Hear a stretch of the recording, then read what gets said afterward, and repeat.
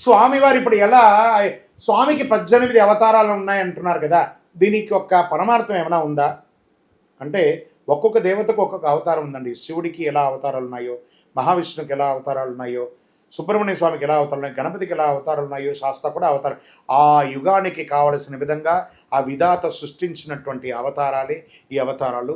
స్వామివారి 108 అవతారాలు మొత్తము. అందులో ప్రాముఖ్యంగా చెప్పబడే అవతారాలే 18 అవతారాలు అంటారు. అయ్యనారప్ప శాస్త్ర, కాళశాస్త్ర, వీరశాస్త్ర, క్షిప్రుశాస్త్ర, భూశాస్త్ర, ఆకాశ శాస్త్ర, కళ్యాణ వరద శాస్త్ర, జగన్మోహన సుందర శాస్త్ర, సుందర పాండ్య శాస్త్ర, సంతానదాయక గోత్రు శాస్త్ర, కళ్యాణ వరద శాస్త్ర, అయ్యనారప్ప శాస్త్ర, యోగ శాస్త్ర, శిల్పశాస్త్ర, క్షిప్రుశాస్త్ర, భూశాస్త్ర, ఆకాశ శాస్త్ర, జ్ఞానశాస్త్ర, కిరాస శాస్త్ర, సమ్మోహన శాస్త్ర, శిల్పశాస్త్ర, విశ్వశాస్త్ర, జీవశాస్త్రగా ఇలా 18 అవతారాలు స్వామివారి యొక్క. శాస్త్ర అంటే శాసించేవారు.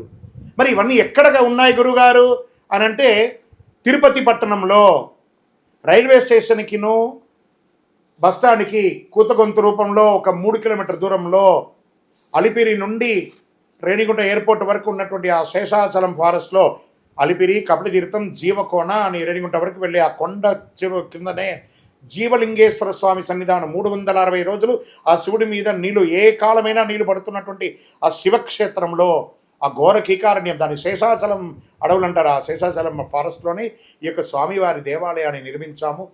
భక్తులు పుట్టినందుకు ఒక్కసారైనా ఆ దేవాలయానికి రండి, 18 అవతారాల స్వామివారిని చూడండి, అనుభూతిని పొందండి.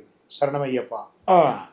గురుగారు, ఈ జ్యోతి దర్శనం అంటారు కదా, ఈ జ్యోతి అంటే ఏంటి, ఇది ఎలా అయ్యింది, దీని గురించి కాస్త ఏమైనా చెప్పగలరా అంటే, పందల రాజా వారు ఏమంటున్నారంటే మకర సంక్రాంతి రోజు స్వామివారు మీ యొక్క ఆభరణాలన్నీ నేను రాజుగా దర్శనం చేసుకుంటాను, ఆకాశంలో ఉత్తరా నక్షత్రంగా నేను మీకు దర్శనం ఇస్తాను.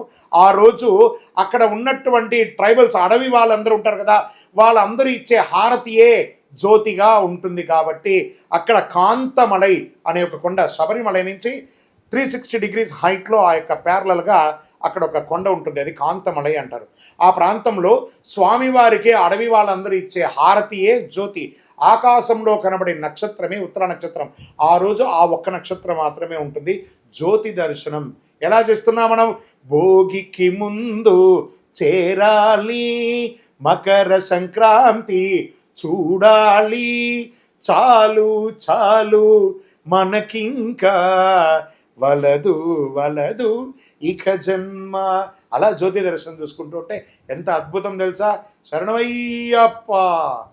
ఇప్పుడు అంటారు గురుగారు, జ్యోతి రోజు ఆకాశంలో గరుడ పక్షి వస్తుంది కదా, దానికి ఏంటి కారణం అని అంటే, స్వామివారి యొక్క జ్యోతి దర్శనానికంటే 30 గంటల ముందు, 54 గంటల ముందు పంద కట్ చేయాలి. ఇక్కడ బాగా ఎడిటర్స్ గుర్తుపెట్టుకోండి, కట్. ఇది మొదటి నుంచి చెప్తాను. స్వామివారి యొక్క జ్యోతి దర్శనం రోజు ఆకాశంలో గరుడ పక్షి వస్తుంది అంటారు కదా, మరి దానికిను దీనికి ఏంటి లింక్ అని అంటే, పందలంలో 12వ తారీఖున మధ్యాహ్నం 12 గంటలకు ఆ ఆభరణాన్ని లిఫ్ట్ చేస్తారు. ఆ యొక్క వంశపారంపర్య వారిలో దాన్ని మోసుకుంటూ నడుచుకుంటూ పాదయాత్రగా వస్తారు. ఈ సమయంలో గరుడ పక్షి వస్తేనే దాన్ని తీస్తారనమాట.